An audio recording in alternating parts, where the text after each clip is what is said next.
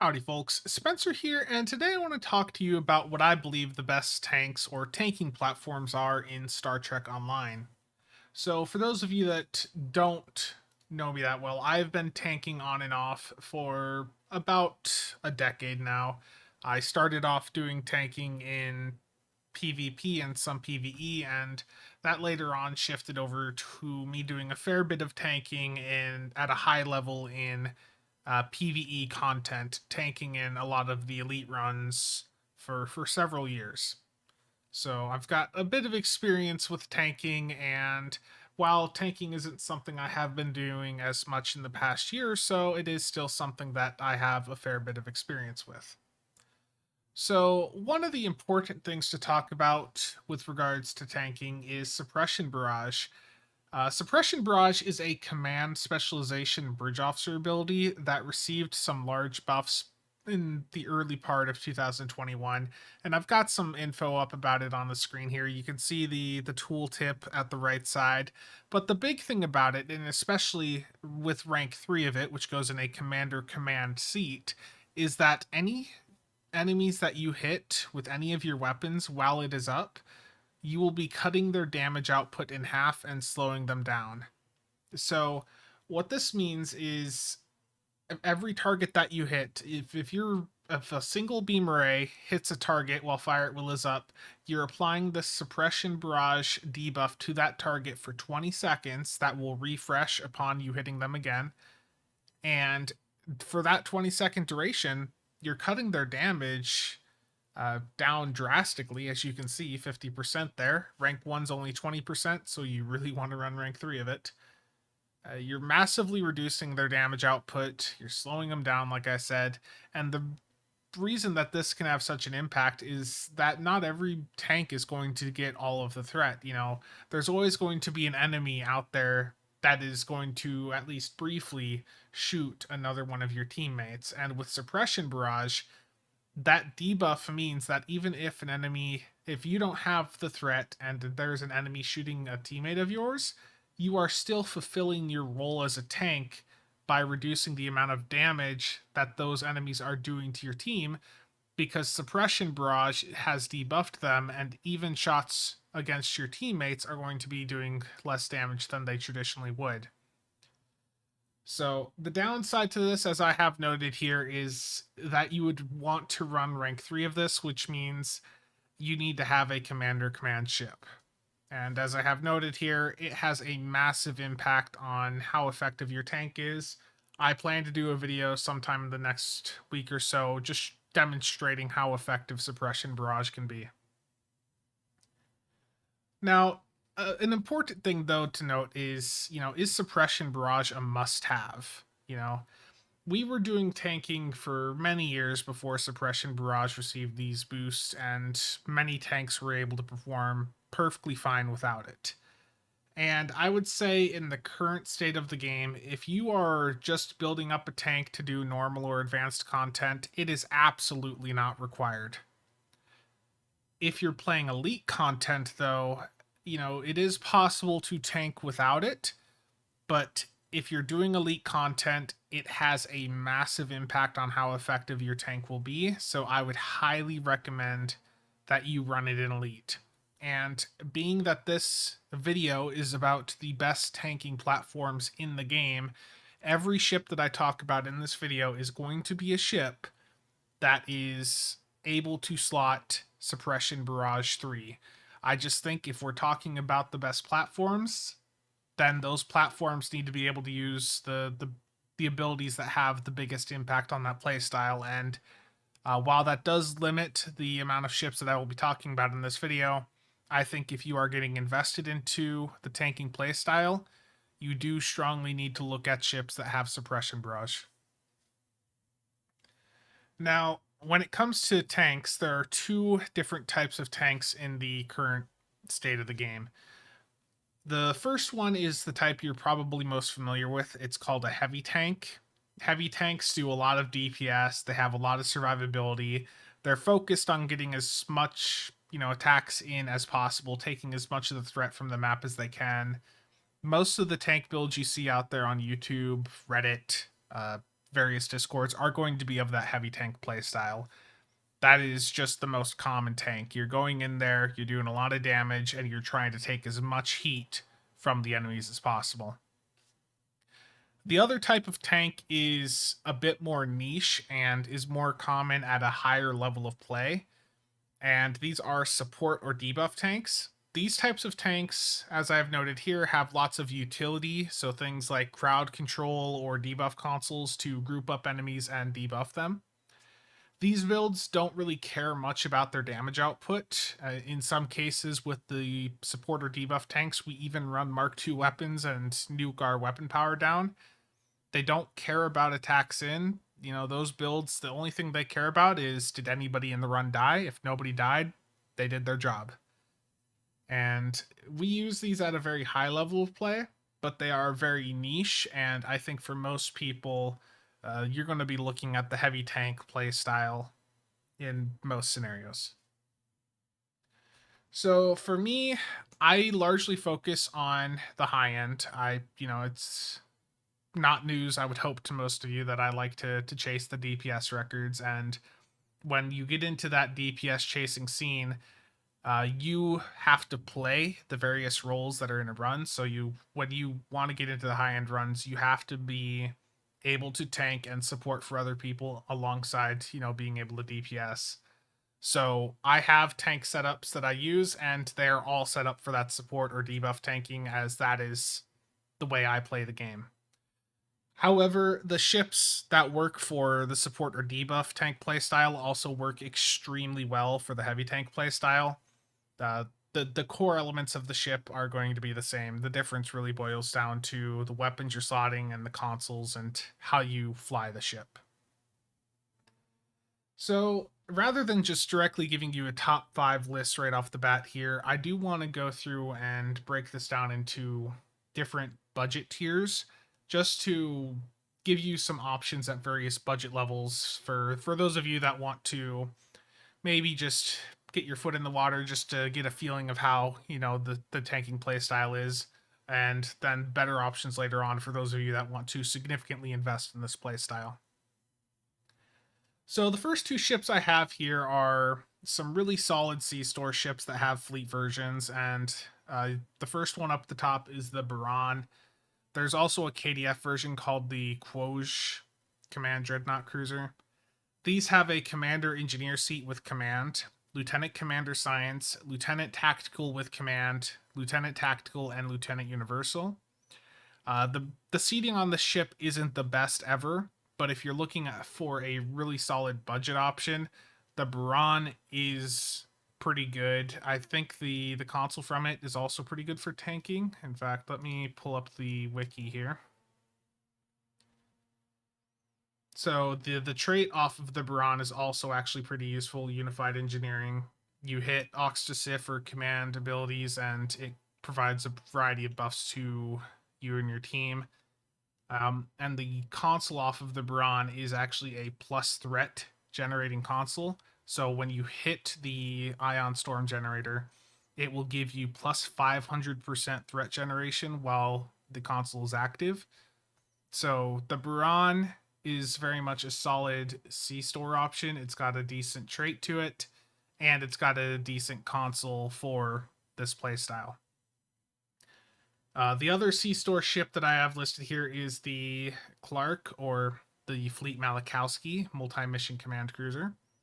This also has a Commander Engineer with Command, Lieutenant Commander Universal, Lieutenant Commander Science, Lieutenant Tactical, and Ensign Engineer. This Malachowski can do a bit more damage, but it does have a downside in that it does not have the Attract Fire Cruiser command, which is something that will give you a little bit more threat generation. But either of these ships will work extremely well. The Fleet Malachowski, I think is a better buy for if you're getting into the Torp stuff as well. But if you're at a budget level, either of these ships is going to perform perfectly fine. And both of them do have a hangar bay. Now, moving up to the most expensive C-Store options, we've got some very nice legendary ships that perform very well for tanking. The legendary Verity Command Dread Cruiser is from the 10th anniversary pack. This has a Commander Engineer with Command, Lieutenant Commander Tactical, Lieutenant Commander Science, Lieutenant Universal, and Ensign Universal. The other benefit to the Verity is that it is the legendary version of the Odysseys, which means that you have full access to all of the previous Odyssey console sets. Some of those do give you some damage boost and some resistance, so you might find that you want to slot something like I think it's the Adaptive Emergency Systems console. That gives you some damage and resistance when you hit it.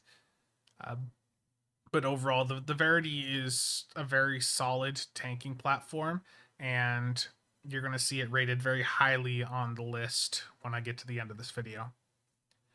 Another ship we have here is the legendary Vorcha Command Support Battlecruiser. This is from the 11th anniversary bundle. This does not have attract fire, but I would say offensively this ship is a bit more capable than the Verity if you're looking for just raw threat generation. It's got a Commander Engineer with Command, Lieutenant Commander TAC, Lieutenant Commander Universal, Lieutenant Universal with Miracle Worker, and an Ensign Science. So with that Lieutenant Universal and Miracle Worker, you can get a bit more damage output going on the Vorcha, and it does have a cloak if that's something that matters to you. I think if you're trying to be really aggressive, it could beat out something like the Verity, but I think overall between these two legendary options, the Verity is the overall stronger tanking platform. Moving over to some Lobi options and things that are also in the Mud store now. The Undine Kwavi Biocruiser. This is in the Lobi store for 900 Lobi, or it is in the Mud's Lost in Delta Quadrant pack. So this has a Commander Engineer with Command, Lieutenant Commander Universal with Pilot, Lieutenant Commander Tactical, and Lieutenant Commander Science. The reason people like this ship, and we use it a lot, especially as like a support tank, it moves very fast, but it can trigger the Cold-Hearted Starship trait via pilot abilities rather than Aux to Bat. Cold-Hearted, for those of you that don't know, is a Starship trait that gives up to minus 50 debuff to anything you hit. So it's triggered by Aux to Bat or pilot abilities. Aux to Bat has the downside that it drains your Aux power, and if you're trying to use something like a Gravity Well, if you have that Aux to Bat go off at the wrong time, that can screw you over and drain your Aux power to a point where you can't hit your Gravity Well or other science abilities. So the Kwavi has become a very popular high-end option because it can use pilot abilities instead of Aux to Bat to trigger Cold-Hearted. It is also one of the few ships in the game that only have 4 bridge officer seats. So it's got the commander and then 3 lieutenant commanders. So it is a very interesting ship. I like it, but I do think it won't be for everybody. Another ship we have here is the Kelvin Constitution Heavy Command Cruiser. This is in the Infinity Lockbox, but it's also in that big Muds Kelvin pack. This has a Commander Engineer with Command, Lieutenant Commander TAC, Lieutenant Commander Universal, Lieutenant Psi with Temporal Operative, and Ensign Engineer. This is just a solid tanking platform. The reason I have it included on the list is because it is a cannon ship, and for those of you that don't know what I'm talking about here, it's the Kelvin Universe Constitution from the JJ movies. So this is actually a very solid tanking platform with its bridge officer seating. And I think if you're looking for a tanking platform that looks, like one of the cannon ships, the Kelvin Connie is definitely a very good route to go for that. For those of you that like carriers, I know there's quite a few of you out there. I did want to include some options for you carrier fans out there. So both of these ships that I'm about to talk about have 2 hangar bays, and the first is the Voth Rampart Command Flight Deck Carrier. This is in the Infinity Lockbox, and it's also in the Muds in Command bundle. This ship has a Commander Engineer with Command, Lieutenant Commander Tactical, Lieutenant Commander Science, Lieutenant Universal with Miracle Worker, and Ensign Universal. So it's got a pretty good bridge officer seating. You can slot a gravity well on it. A lot of these ships, I've made sure you can slot a gravity well on them. Just a really solid ship. I enjoyed flying it quite a bit. It is a bit of a slow turning ship, but it does do quite well with regards to tanking. The other ship I have here is the Herc Vedkrid Hive Dreadnought carrier. This is a promotional ship, but it's also in the Muds Dreadnought pack. This has a Commander Engineer with Command, Lieutenant Commander TAC, Lieutenant Commander Universal, Lieutenant Science, and Ensign Engineer. The downside to this ship is it does lose a weapon. It's a 4-3 weapon setup. It has the highest hull modifier in the game out of any ship, so 1.7. And it has an innate feature called automated defense screens. And as I have noted here, every time a shield facing is hit, you build up a stack of the automated defense screens. Each stack gives you some resistance, and after you hit a certain amount of stacks, you will be immune to any hits on that shield facing for a short duration. And I do want to show you guys what that ship looks like. Some of you have probably seen it before, but just want to make sure you were able to see it here. This is the Herc Vedkrid. You definitely encountered it in some story missions, but it is a neat looking ship, and I know there's some vanity shields that make it look rather interesting also. And while I'm here too, just to make sure that this, if you guys haven't seen the Quavi from the previous sheet, this is what it looks like. The Calvin Connie I showed the visuals of, and I think the rest of them I had the visuals up on the screen already. So let's head over to the next sheet.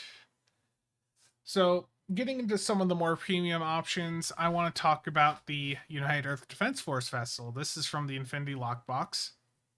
And I know there's going to be some questions as to why am I putting the top DPS ship up on here as one of the best tanking platforms. Well, it's got a Commander Tactical with Command, a Commander Universal, Lieutenant Commander Engineer with Command, and Lieutenant Science. So this is a dual commander ship with one of those commanders being a command seat. That means you can do things like I have listed here. You can run Suppression Barrage 3 alongside Reverse Shield Polarity 3, Suppression Barrage 3 alongside a Gravwell 3, or Suppression Barrage 3 and Attack Pattern Beta 3.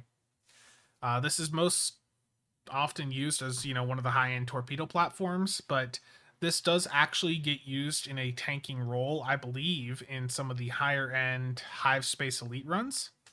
The reason for this is in Hive Space Elite, you need tanking platforms that can have a Gravwell 3. So usually people would use the Tal Shiar Adapted Battlecruiser, but now that the United Earth Defense Force vessel's out, that ends up being a better platform than the Tal Shiar was. So it works very well in those scenarios where you need to have a Gravwell 3 and the Suppression Barrage 3.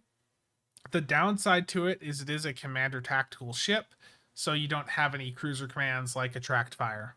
But it is a weird looking ship, but it does have a very interesting bridge officer seating that does make it interesting for a variety of roles or to do unique bridge officer combos like what I have shown up on the screen. Now, the next ship to talk about is the big one ultimately, and that is the Styx Terran Dreadnought Cruiser. The Styx has a Commander Engineer with Command, Lieutenant Commander Universal with Intel, Lieutenant Commander TAC, Lieutenant Science, and Ensign Universal. It has a hangar bay, and it has access to these very unique Terran frigate pets that can only be slotted on it. The big thing that you're going to see with the elite version of these Terran Empire frigates that I have shown at the bottom right is they have Fire at Will, Attack Pattern Beta 3, and Suppression Barrage 3. Like, just those three things right there alone are massive for hangar pets to have. So these hangar pets will also reduce the amount of damage that enemies are doing, and they will debuff them via the Attack Pattern Beta. So the pets on this are really amazing. And the bridge officer seating is also pretty good. And as I have written here, given the bridge officer seating the ship has, the unique pets it has, the overall layout of it, I can safely recommend this as your event campaign option if you're interested in getting a really good tank from your event campaign. I would say, given the current state of the game, that this is probably the best overall tanking platform we have for PvE in it, as is. This ship is just simply amazing. The pets from it are so good. The setup of it is amazing.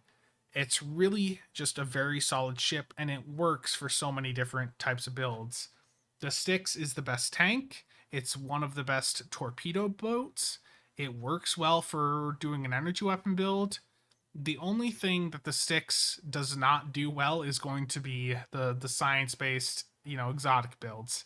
But for pretty much everything else, the Styx is going to be a fairly solid option.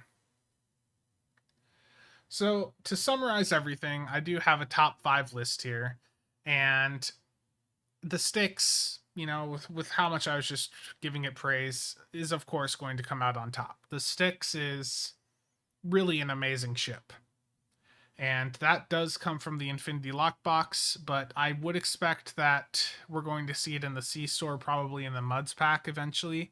It is the Terran Dreadnought cruiser, and they've did a new skin for it that they're going to put in some of the newer story missions and all that. So I expect it to be in the C store at some point in the near future. But it is truly one of the best. It is the best tank we currently have for PvE in the game, I would say. And if you are looking to use your event campaign box to get a really good tanking platform, this is it.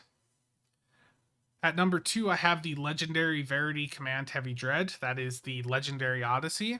That is also a very solid tanking platform, and that is one that unlocks account wide. At number 3, I have the United Earth Defense Force vessel, just because of the unique combinations it can do. It can be a very aggressive tank, and those unique seats on it, the dual commanders, does give you a lot of interesting, unique options that you just don't have with other ships. At number 4, I have the Undine Kawavi. The reason for this is just its popularity at a high level of play. It is a very solid platform, and I think those of you that are wanting to get into the higher levels of play might enjoy it, especially being that you can ditch Oxbat on it and still have Cold Hearted up. And at number 5, I have the Voth Rampart Command Flight Deck Carrier. My reasoning for the Rampart is it's just a really solid tanking platform. I like how it looks. I've been a big fan of that ship for a while. It performs exceedingly well for a tank. It has many pet options for it. There's a Voth set that I think gives you an immunity shield, but if I recall, that's a bit hard to obtain the full set now. In fact, it's impossible, being that they removed the ship from the one of the ships from the Phoenix store. So it is an interesting option. It has a console set that might make it a little bit better, but if you're looking for a tanking platform that also is a carrier, then I think the Rampart's your best bet there. But overall, I can't recommend the Styx highly enough. It is really an amazing ship, and it's one of those lockbox ships where I have now purchased it on many characters. It is just such an amazing ship. So hopefully this video has been helpful for you guys. I do want to say once again, thank you to all channel members. Your help is always appreciated, and there will be more content coming out in the very near future. I think the next video I'm looking at is going to be just a demonstration of the impact of Suppression Barrage. I think that'll go well alongside this video. Maybe have that out Monday. There will be a stream on Tuesday when the new Vulcan ship comes out. And I'm thinking, I haven't done a stream on Saturday in a few weeks, so I'll probably try and stream again tomorrow on Saturday. That's going to be it for today, though. If you have any questions or comments, if you agree, disagree with this list, let me know. If you feel I should, add more information in for the remaining top 5 type list here, just let me know. I'm taking feedback. This is my first like top 5 type video here, so feedback is always appreciated. See you guys next